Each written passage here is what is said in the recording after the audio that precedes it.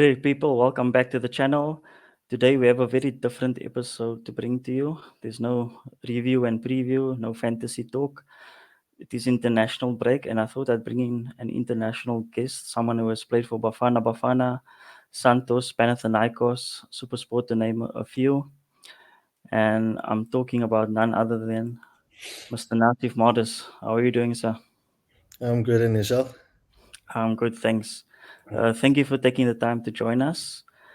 So, Mr. Morris, us fans, whenever it comes to international break, it's something that we don't really welcome because we want to see our favorite clubs play, want to see our favorite players play for our favorite clubs, and we also dread our players getting injured on the international duty. But that's the fans. Just from a player perspective, how did you find the international break, and was it something that you welcomed as players? Or was it also a bit of a distraction, perhaps, for yourself? I would think like from an African point of view, like playing in Europe and getting the opportunity to play for your country. Firstly, like it's a big privilege Yeah, and an honor to like represent your country. And I think the positive thing to that is also like you get to come home. Like mm, you have time like to see your family as well, like everybody else that at home. Because during the year, like you just focusing on your job that you need to do abroad. yeah, So I think it's a good thing. Like I mean, there's a lot of positives to it as well. Like I mean, the main thing is like representing your country, and that's one of the biggest attributes that you can have as a player. yeah, yeah. And so often people say that Bafana's part of why they struggled in African qualifiers. There was a time where we didn't qualify for major tournaments unless we were the hosts.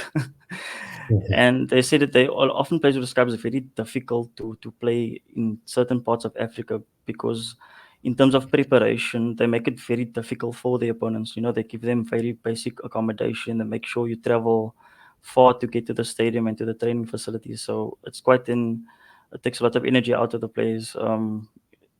How did you find traveling in Africa and preparation for those kind of qualifying games?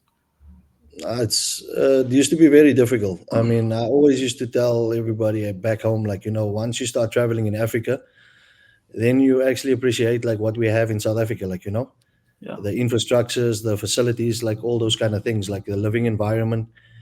yeah, And yes, it's true. Like when you go in Africa, when you go for qualification games, they make it very, very difficult for you. I mm, think they send the smallest bus for you, mm, so that like you need to sit with your luggage on your yeah, laps. yeah, yeah, Probably drive around the airport twice before you end up back yeah, at the airport, at the hotel. Sorry. yeah, So yeah, they make it very difficult for you because it's not your normal environment. So they yeah, want to make it like as difficult as possible for you. Like try to lose focus, like and the concentration, like what you actually there for. So they yeah. try to distract you with all those kind of things, like so that to put Okay. you off your game and things like that. So, but I mean, once you get used to that, like in whatever it becomes a custom and part of you, like that this is Yeah, what you can expect. So you always go with a mindset like expect the worst, and yeah, sometimes things it's a little bit better than what you expected it's going to be. yeah. That's very, very true. And just one last topic on Bafana. Who were some of your favorite Bafana mates to link up with on national duty? Um, I think all of us like used to get along, like because like Yeah, we have one goal, one objective at the end of the day, yeah, and getting to spend time with some players that you normally don't get time to spend with. That is yeah, the period like where that happens, like So there's nobody like specifically like and things like that. It's just like you used to the guys that you normally around with, and yeah, enjoying the time that you spend with them. yeah. Okay. So you started your career at the Santos before going abroad, and you actually came full circle, coming back to Santos. So you've been involved in a few transfers during your career. So I just wanted to know, like, besides the financial package, the wages, the bonuses, incentives, what are some of the factors that you feel it's important for prospective players to keep in mind before signing their contract outside of the money? Well, obviously, like if you're going to be in a different country, like and things like that, different culture, like everything should be like according to like your what you expect, like in things like that, Yeah, and not always like that because I mean, as a footballer, if you want to succeed in your career, you need to adapt also to certain yeah, situations. yeah, Being away from your family, being in a different country, different culture, those kind of things, like so I don't think it's a massive role that the club has to play in that. It's in as you as a player, because mm, that is your goal, that's your dreams that you set out for yourself. So I think it's yeah, more the adaptation, like from you as a person mm, to the situation that you find yourself in, and what you're gonna make of that situation. yeah. So when you make the move to different clubs, people often talk about players needing time to settle, the settling in period. So you would have picked up some experience on how to handle moves as you went along, or transfers, I should say. What was some of your strategies that you would put into place to assist you with settling into your new environment? Yeah.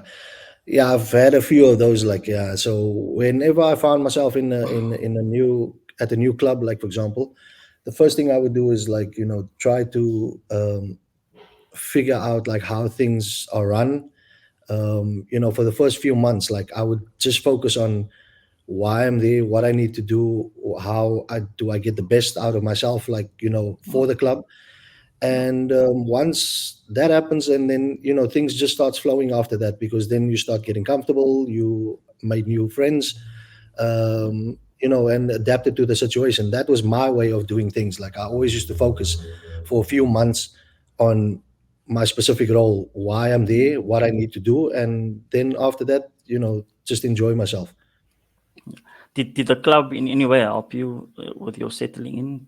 Maybe some tips. Sometimes the clubs help you. Yeah, they get you. They allocate somebody to you that Okay. assist you with maybe Mm, finding an apartment, finding a yeah. house to stay, all the necessities that you need, like to make yourself comfortable. Mm, They do that. Like so, there is assistance from the club to make sure that okay. you get settled in that sense. But I mean, the settling part, like with the football part, like with playing, that Yeah. obviously it's on yourself. Like you need to make Mm, sure that you get to where you need to be as soon as possible. yeah. Yeah, that's true. So you mentioned the club's assistance. So we know shoot football is a very short career when you think of other jobs that you can do. And some people work until the age of 65 and so on. Football, you only have maybe 15, 20 years if you're lucky. Yeah. Um, so in terms of the club's assistance, when you come in there, do they ever assist you in preparation for life after football? Maybe assign you a financial advisor, maybe hear from you what your plans are for after football, and maybe guide you in that process. That I think it's not the club's responsibility. Okay. Players obviously have agents and things like that, and Mm, my belief is that the agent, that's his responsibility, okay. because obviously he gets you the club. Like he's you're going to be working with him for the rest of your career. For example, I Yeah. mean, some players change agents as they go Agents. along, but I was fortunate enough, to have the same agency like throughout my career, Mm, and they were responsible, like for guiding me in a sense, like where what should I do with my money, yeah. where I should invest it, and those kind of things, like because that is important, I think, from an agency side, like to Yeah. take care of the players, because nowadays Yeah. the agents that you get, they're just there to do the deal for you and then get their package, and they wait Yeah. until your contract expires before they actually do things for you again. I Yeah. think the agents should be that is their responsibility. Yeah. Guide the person, make sure that he invests his money, like how to use his money, those Mm, kind of things. Like I mean, as footballers, like you mentioned, like now the career is very short, and I mean, you do have there is like time, like or money that you can spend on yourself, like because it's your own hard work money, and you yeah, need to obviously like enjoy it as well. But obviously to an extent, like where you don't go overboard, like, and then when you're done playing football, there's nothing left, like that you yeah, can fall back onto. So yeah, that is, I think, like I said, like the agent, manager of the player, that's important. That's his responsibility to guide the person into how to make sure that there's a life after football. yeah. And also, so because you see, when we have the transfer window, us as fans, every day we're looking at the latest rumors, who's linked to who, and all those things. Now, in your time, social media wasn't as big as it is now. So I was just wondering. So let's say you were centre back, for example, and now maybe in the newspapers, on websites, the current club that you currently play for, every day you see they link to the centre back position. How do you handle that as a player? Do you immediately speak to your agent to find out what's going on? Do you go to your manager to ask, like, do you guys still need me so that you can make preparation if you need to look for a move or not? How do you handle, those kind of rumors when it concerns your especially your position that you're playing in? Yeah, I think that is a big thing, like for me and my generation. I think, like, I mean, with the social media Yeah. nowadays, like, it's everything is run through social media, and whatever you need to or looking for to find out, like, you can find it online. Mm, Fortunate, like, I think for me at that time it wasn't like that. So it mm, was just a scenario, like, for example, if another club comes that's interested in you, and or the club will approach you yourself and say, like, um, thank you for your service, but we we think you can move on, and yeah. those kind of things. That is how it used to happen before. Mm, So it wasn't like a thing like on that you read it up on social media. It's been told to you directly. This okay. is the scenario, and so then you know what to do. But that's Yeah. why I said, like, that's how agents are very important, Mm, because when that happens, their job is to then to find you a new club, and to secure yeah. your future somewhere else. Yeah.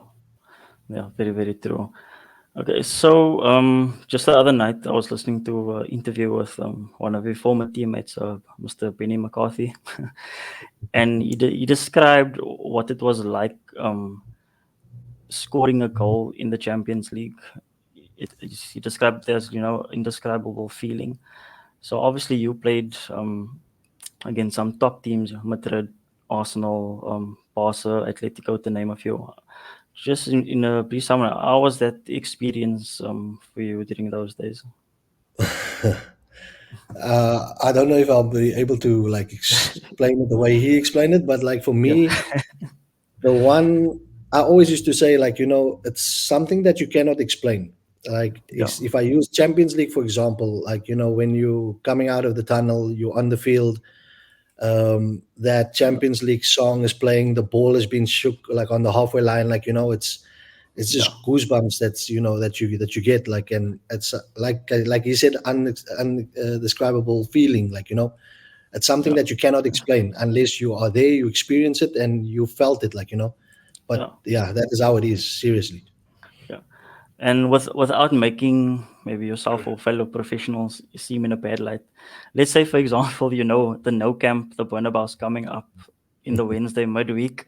In the previous game, do you maybe find yourself not going as hard into challenge, trying to protect yourself to make sure that you're available for those games? Because I'm sure maybe amongst yourself in the dressing room, like that big game is coming on the Wednesday. How do you Hmm. stay motivated for the smaller game in order to make yourself available for the big game?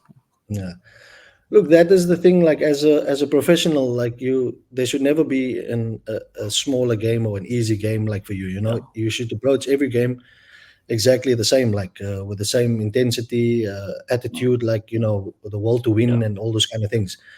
And that actually happened to me, like, once, like, where we played, like, a league game during the week on the weekend, mm, and I got injured, and I ended up missing the midweek game against, actually twice it happened, like, where I missed yeah, United at home, yeah, and the next fixture, the next time it happened was Arsenal at Highbury, when they were still playing at mm, Highbury. yeah.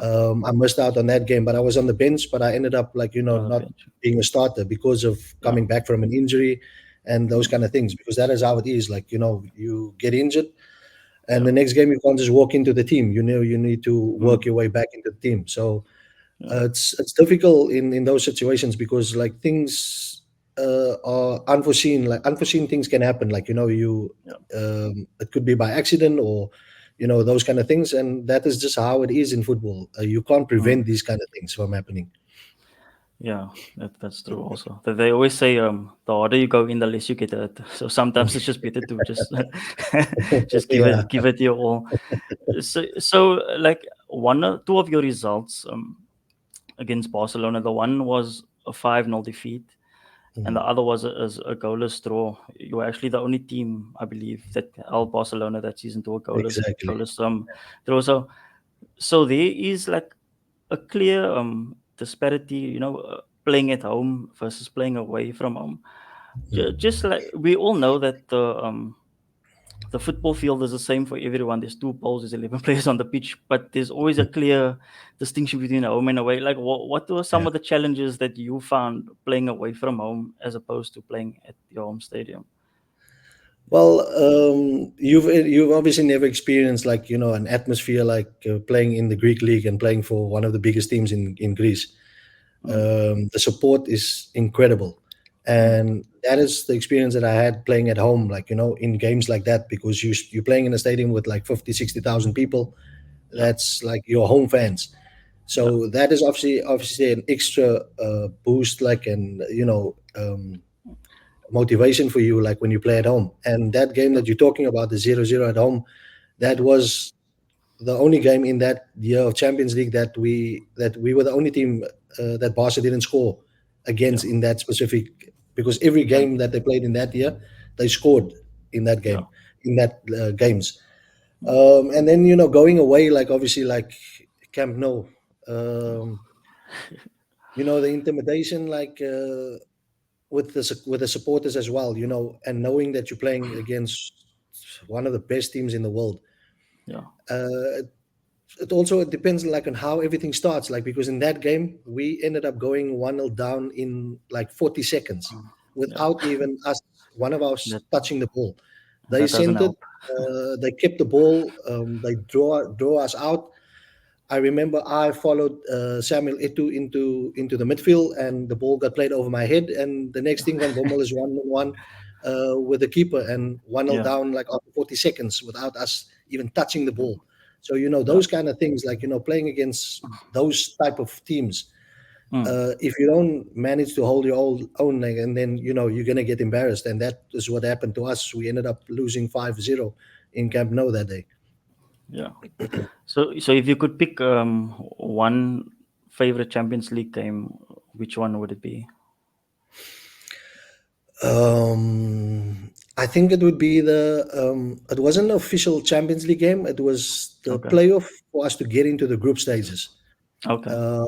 We played against Wisla Cracovia, a Polish team, away, and Mm, we lost 2-0 or 2-1 or something. And then we had our home game, obviously, like that. We needed to win to make sure that we qualify for the group stages. yeah. And the game went on like until about the 65th minute or something like that, and then I Yeah. opened up the scoring. I Mm, scored the first goal from a free okay. kick with a head, Yeah. and we scored again after that, and then kind of we were through, like, but then they scored to make it 2-1, so it was obviously, it went into extra time, and Yeah. in extra time we scored another two, and we ended up qualifying for the Champions League that year. I think that was Okay. one of the biggest things for me, because 50, 60,000 people, and Yeah. I scored the first goal in that game. Yeah. So it's not just the fact that you qualified, it's that actually you played an active part in the success, Exactly. Yeah. as well. Yeah. Yeah. So a And lot of captain people. and Yeah. captain on the day, like, so that was And actually captain. extra special. Yeah. So just quickly, just before we move on, your role as a captain. So let's say the coach and management team want to deploy a certain type of formation, certain type of tactics. Now you at the back, you can see everything developing. How often were you allowed to give your input and say, coach, we keep on being overloaded in this area. Do you think maybe we can switch to a 4-3-3 or maybe a diamond in midfield to help you because we're really struggling? You know what I mean? Or do you just have to go with the flow and maybe speak about it, maybe during training during the week? Was there ever a situation, maybe off time, where you maybe had a word with the management staff, or do you just sit there and just await further instructions? Nah, I mean, I think like as a player, like Mm, you need to do your job, like, because if you have a game plan that was given to you by the coach, like, you need to stick to that. Yes, yeah, sometimes certain things doesn't happen exactly like during the game, and you have to mm, take your own initiative, like, to yeah, maybe change something in the game. yeah, But that is like all kind of like that you can do, like, mm, because at the end of the day, when you don't get the desired result that you were looking for, like, I mean, at the end of the day, coach has to take that responsibility because it was his game plan, yeah, and it was executed. As long as it was executed by the team, you mm, know he has to take responsibility. But at yeah, the end of the day, like, like I said, like, if there is like where things can be changed, like by the players inside the field, that yeah, should happen, because you need to think outside the box. You need to be mature enough, like, to know, like, hey, this is not working, so we need to try something yeah, different, but in the boundaries of obviously like what the game plan was, like. yeah, So I mean, because I think it would show disrespect to the coach, like, because he's okay, instructed a certain way of how you're gonna approach the game, yeah. and he's the only one that can change it at the end of the day. But the small factors, like in the game, there's certain things that you as a player can change, like, for example. Yeah. Okay. Yeah. So coming back home, there's a lot of talk recently about VAR being implemented in the PSL. Obviously, it wasn't around the time when you were playing. What are your thoughts on VAR, and would you welcome it into the PSL? Look, in general, like, football evolves, like, things change, like, and we need to obviously catch up, like, Yeah. and follow like how things has been run, like. And I Mm. think over the rest of the world, like, VAR is implemented, like, I mean, even in our national team when we play in Yeah. the African competitions, it's Mm. there, it's implemented. So Yeah. coming into South Africa, I think it has to happen, like, at some point in time, Yeah. because it's happening all over the world. Like, and I don't know if it's going to be good for us, or if, but I mean, it's there and it needs to Mm. be implemented. Okay, so when you look back, brother Nasif, we would see like Champions League nights on a Wednesday. We know you're going to be playing against Madrid, Barca. Back in the day, we had Benny at Blackburn, Fish Bartlett at Charlton. Last year, we saw Lyle Foster. Why do you think there's a lack of South African presence across Europe at the moment? I think it's probably because we don't produce enough quality players that we used to before, and Mm. also the players that we do have that's at that level, I think they're just too comfortable, like, playing for teams like Sundowns, Pirates, Chiefs, because the money's, a lot.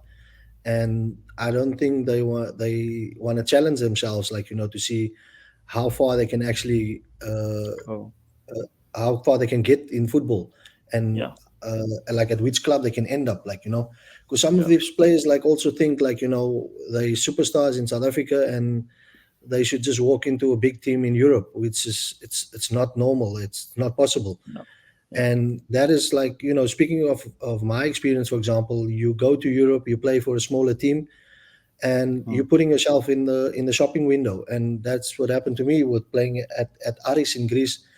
okay, I spent 2 years there. We ended up the last season like qualifying for Europa League, and mm, then the next season I move on to one of the biggest teams in Greece, and end up playing Champions League.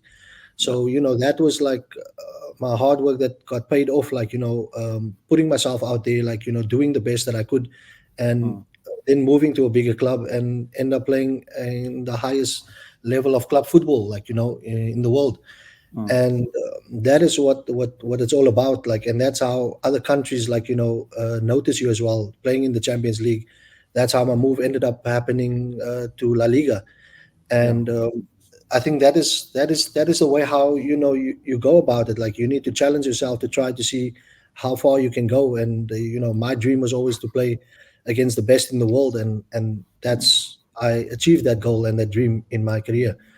That's why I yeah, say, like, I think the comfortability of the players, like nowadays, like, because of the money that they earn in South Africa, especially at okay, those big clubs, yeah, they're just comfortable. okay, very interesting. So, as I mentioned earlier at the beginning of the interview, you went full circle in your career. Eventually, you made it back to Santos. You had a coaching stint also at Cape Town Spurs, and then you have embarked on a new journey recently with a coaching clinic, if I may describe it as that. Can you tell us very briefly a little bit about your latest development with Well, coaching? I've in the last few years, like since I started coaching, like, I realized that, we have, I think, an issue with development in our country, and especially in Yeah. Cape Town. Mm, And the fact that I come from Mitchell's Plain, and there's such a lot of players like that came out of that uh, town alone, like, yeah. that place should have had their own PSL team by now, with the quality and the players that came out of Yeah. that place. And Definitely. I believe that, that is a hub, like, of where raw talent can be identified. Mm, And so I decided, like, that I wanted to find a venue, and set up like a facility, mm, that I can use to help players develop, like, and give them a platform, yeah. to go further into football, like, because I Mm, mean, back in our time, like, we had to use what we had. But nowadays, like, giving those kids like a platform and guiding them into a direction into life, it's also like about, mm, like, what's happening in our life nowadays, like with gangsters and drugs, like, and all those things, like, yeah. and like I said, the fact that I come out of Mitchell's Plain, I just felt like I needed to give back to the community, like, and Mm, some people always think, like, giving back is like with money, like, and things like that, yeah. which in Yeah. this case it's also like money, but I mean, it's for a facility Mm, that will be beneficial for the kids, not only in Mitchell's Plain but also in the surrounding areas. yeah. um, yeah, so my thing is, like, to give these kids a platform and open doors for them. Yeah. So when do you think it will be up and running? And let's say, for example, you've been around the block, you know what a talent looks like. So let's say you identify one or two kids that are really exceptional. Would you, from there, help them maybe getting a trial in Europe or a trial in different places and help them in that um, kind of regard as well? yeah, no, definitely. I mean, part of this whole project is, like, to, like I said, identifying talent, like, developing players, like, and also Yeah. using my contacts that I have in Europe Mm, to yeah. create an opportunity for them, because the whole plan with this thing is also, like, I want to put like a young team together, like, probably between like 16 and 18, Mm, and then, prepare them, like, and take them on a tour, like, for example, like, to Greece or Cyprus, and arrange for friendly games or a tournament that they can participate in, and to showcase their talent, like, yeah.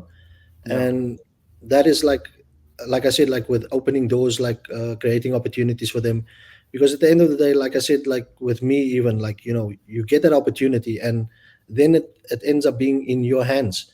So Yeah. it's what you're going to make of it. If you get that opportunity, are you going to grab it with both hands, or you're just Yeah. going to go through the motions and, like, just not take it serious? So that Yeah. is what I want to create, is like to give them that opportunity to say, like, yeah, there's the Mm, platform, yeah. you know show people what you can do or what you're capable of. And you never know, like, if one of those kids get an opportunity to be seen and scouted and be signed, like, overseas, then Yeah. I think I've done a good job, like. Yeah. Yeah.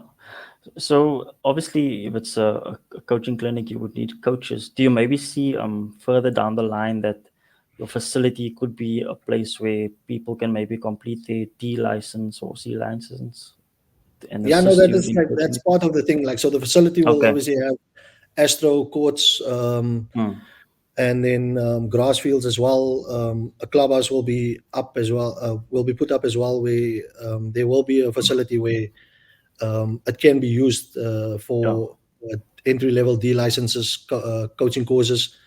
because Yeah. you'll have like where you can do your practical and Okay. your theory like and stuff like that. So Yeah. it's like a multi-purpose like kind of venue, like Yeah. that can be Yeah. used for all those kind of things. Yeah. No, that's fantastic. We certainly need more of those facilities around the country. So just before I let you go, I just have a few quick fire questions to ask you. Try to answer, the first thing that comes to mind. So there's not a lot, so let's go for it. So what is your favorite holiday destination, would you say? I would always say Greece. Greece is my favorite Greece. place. Like I've lived there 7 years. Like it's an amazing place, and I will always go Mm, back there. okay. And your favorite stadium that you played in? Ah, Panabao, Panama. without a Okay. doubt. Yeah. Can you name one manager that you would have liked to have played for in your career that you didn't? Phew. Pep.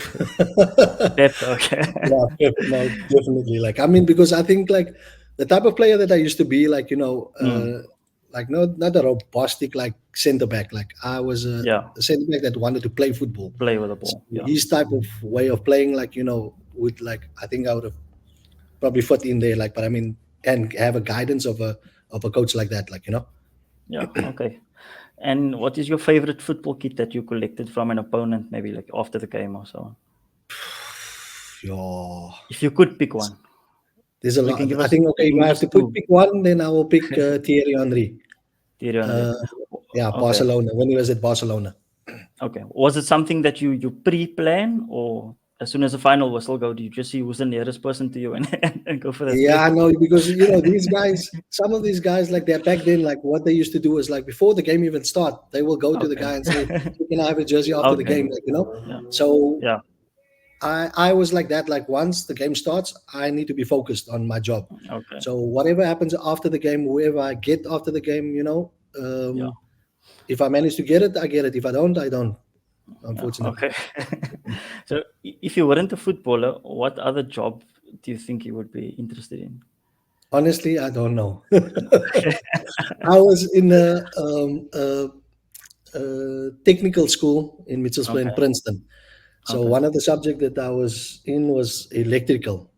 Okay. And but if you ask me like how I got through it, like I seriously don't know because my focus was I wanted to become a pro footballer, and I ended up also like dropping not drop yeah dropping out of matric actually. Yeah. June exams, I never went back after that because Mm. I was playing with the under 20 national team, so I used to miss out on school like 2 weeks at a time, come back, spend a week there, lose another Mm. 2 weeks, and then it just got too much for me. And I just decided, you Yeah. know what, I'm just gonna follow that path. And look, fortunately enough for me, it paid off, Yeah. like. Mm. But I mean, for the kids of the day, like it's very important that you need to finish your school career, Yeah. and Yeah. if you can study, like obviously study for something because Mm. football is a very short career. Yeah. Fortunately for me, I managed to have a professional career that lasted 20 years, which a Yeah. lot of players like don't Mm. experience like or whatever like. But I had a Yeah. full 20 years of Yeah. professional football, and like I said, it paid off for me at the end. But obviously, Yeah. like I said, after football, you need to have a plan, and that's important. Like to have a degree or something like while you're still starting off your career, make sure Yeah. that you have something behind your name. So once you retire, that is something that you can go on into, and Yeah. whether it's like coaching or whatever, I think I always suggest to players like that's still playing now Mm. to do their coaching courses while they're still busy playing because Okay. you never know like you will never know like how it will help you because Yeah.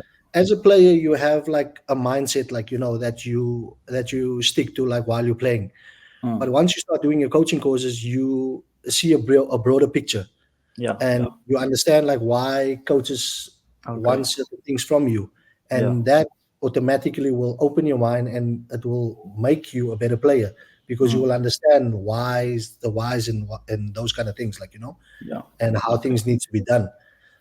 Yeah. But that's just like in coaching, but I mean in any other path that you see yourself going, make Yeah. sure that you get a degree and stuff like that, so once you finish you have something to fall back onto. Yeah. Okay, then one final question. Who would you say was your best centre back partner that you, well, not the best, but the one you enjoyed playing with the most during your career?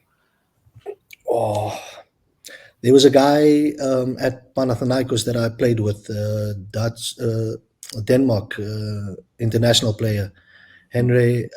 Henry Eriksson. Okay. He was a very experienced player when I got there. Not the quickest, but like here Yeah. was he was Mentally, quick. mentally. He was Yeah. quick, but physically he wasn't the quickest. Yeah. But his brain, like and I learned a lot like from him, like because I mean I had an attribute like that he didn't have, which I was quick. I had Mm. speed. Um, and then learning from him like how to position yourself like in Yeah. certain situations like and things like that, because we had a few very quick attacking players in our team, but in Yeah. training like those guys could never go one on one, they couldn't go past him. Yeah. And that was incredible for me, and that's how I ended up learning a lot from him. Yeah. Okay. That's amazing. Okay, so thank you, Mr. Morris, for your time. On behalf of South African football, Cape Town football, we thank you for your services, and we wish you all the best of luck for your project out in Mitchell's Plain. You're welcome, and thank you very much. No Really problem. appreciate it. Yeah, thank you to all of you guys that have listened. Please like the video. Please share with your friends and family. Please leave a comment if you have any questions, and I will get it to Mr. Morris to answer. And until next time, please keep safe and enjoy the rest of your weekend. Thank you. Thank you.